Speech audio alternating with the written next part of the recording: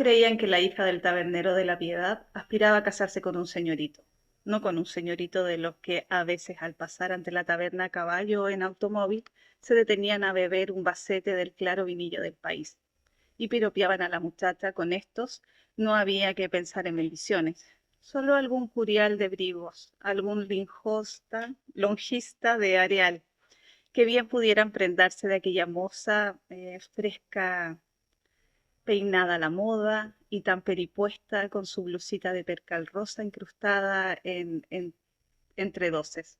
Y se prendarían o no se prendarían, pero lo cierto fue que, con gran sorpresa de la clientela y del contorno, Aya, que así la llamaban, con el nombre de una santa mártir allí de mucha devoción, tomó por esposo a un albañil humilde, que ni siquiera era de la tierra, un portugués venido a trabajar en las obras de una quinta próxima al Santuario de la Piedad, y que los domingos solía comer en la taberna.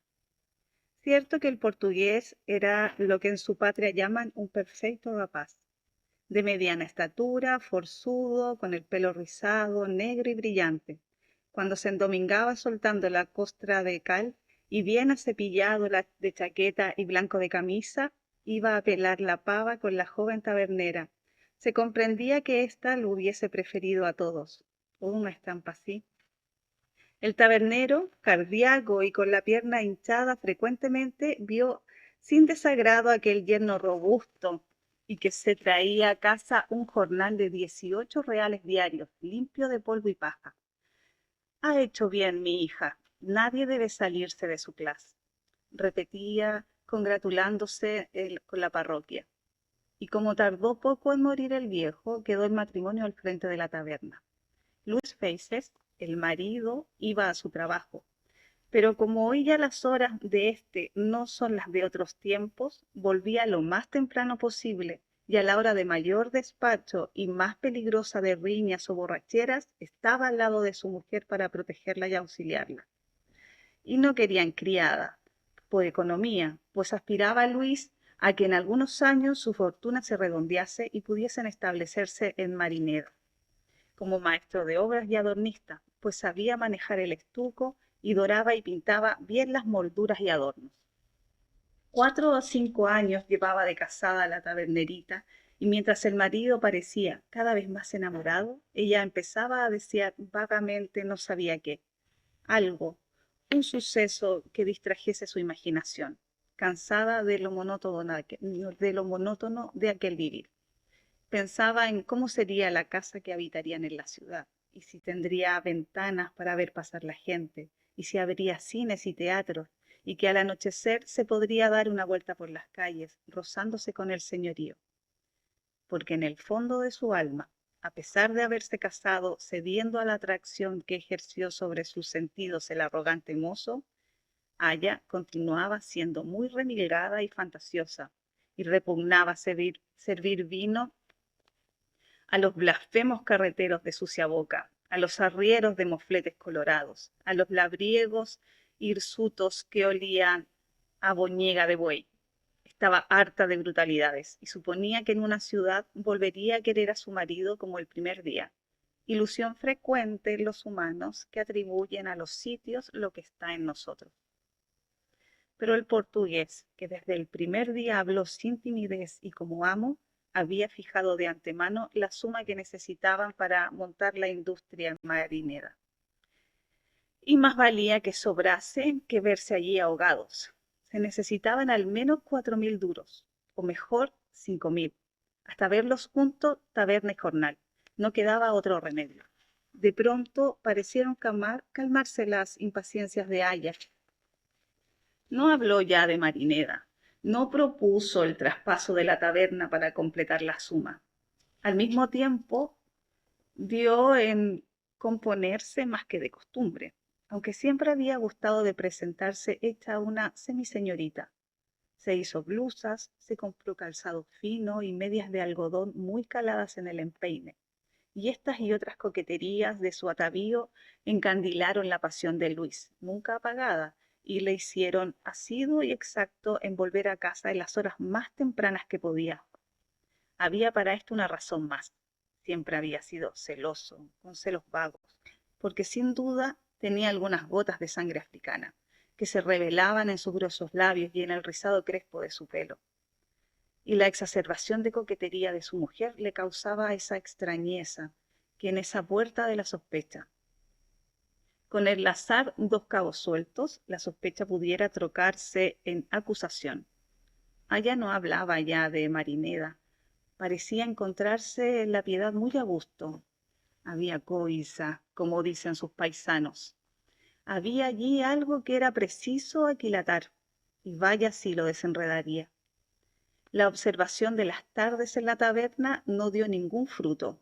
Aya servía todo sin fijarse en nadie. Les servía, les presentaba la cazuela de bacalao o el guiso de patatas.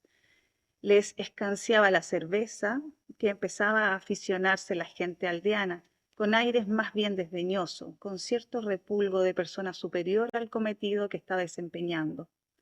Ninguno, entre aquellos rudos parroquianos, se hubiese atrevido a llamarla mi comadre, ni a chuscarle el ojo o un ojo, aunque la encontrasen muy repolluda y fresca, pero la gente de Terrón respeta la coyunda y no caza en vedado, a menos que la veda se levante de suyo.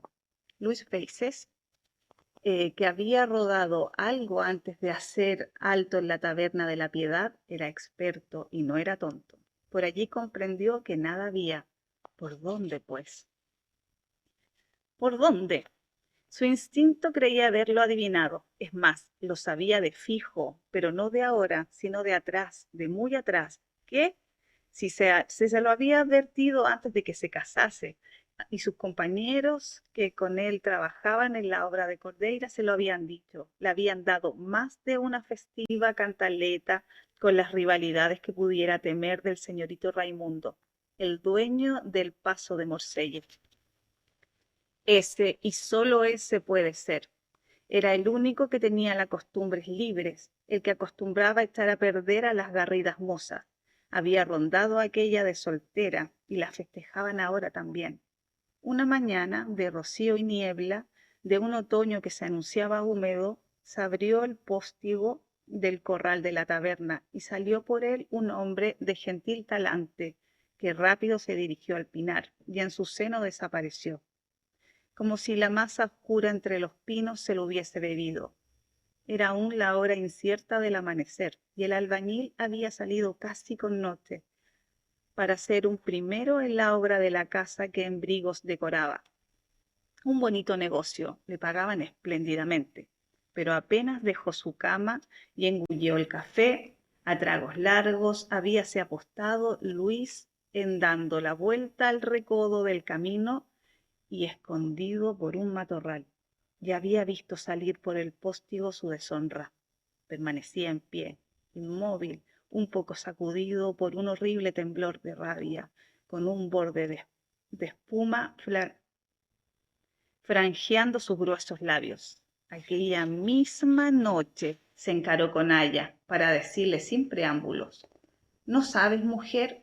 He acordado que lo del taller de marinera era una tontería. Sí, hombre, confirmó Aya, a mí también me lo parecía, solamente que no te lo quise decir. No, pues tú bien entusiasmada estabas al principio, dejó caer, no sin cierta ironía el portugués. Pero mejor nos ha de ir en América. Tengo proposiciones de allá, de Buenos Aires, superiores.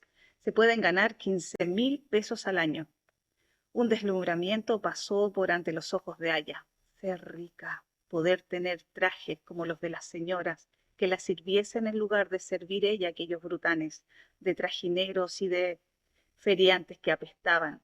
Sentiría, claro, su idilio amoroso el señorito que olía a cosas exquisitas, a fragancias caras. El horizonte, sin embargo, era tan amplio, tan lisonjero para sus vanidades y deseos de lucir, que sonrió halagando los cabellos rizados del portugués. 15.000 duros, repitió soñadora. Hay que juntar, murmuró Luis. ¿Cuánto tenemos? Mañana me darás autorización para traspasar la taberna y recoger el dinero. El que la quiere, porque yo ya me he enterado, es Armuña, el del café en Brigos.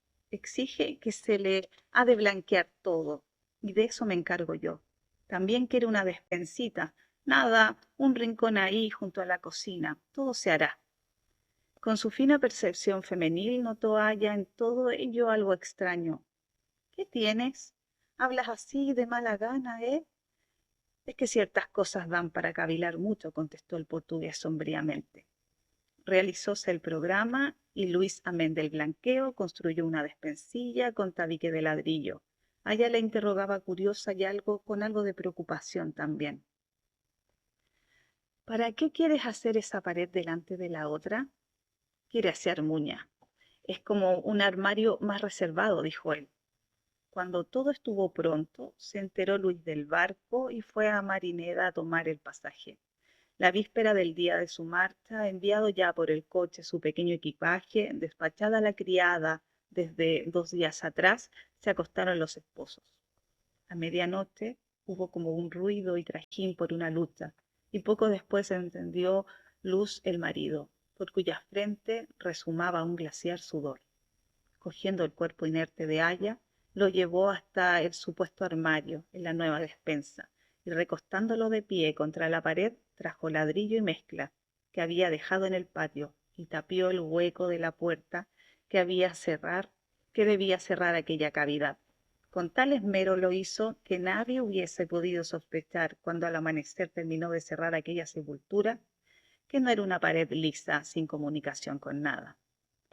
Recogió aún cuidadosamente las ropas de su mujer, las puso en un lío con las suyas del primer momento, se terció al hombro la chaqueta y dejando la llave en la puerta, Almuña ya estaba avisado, emprendió la vuelta de Marineda por el camino real, blanco y desierto. Las piernas le vacilaban un poco, pero según se alejaba de la taberna donde había emparedado su venganza, corría más. Y bien le vino darse prisa, porque el gran transatlántico calentaba ya sus calderas y fue de los últimos de llegar entre los emigrantes.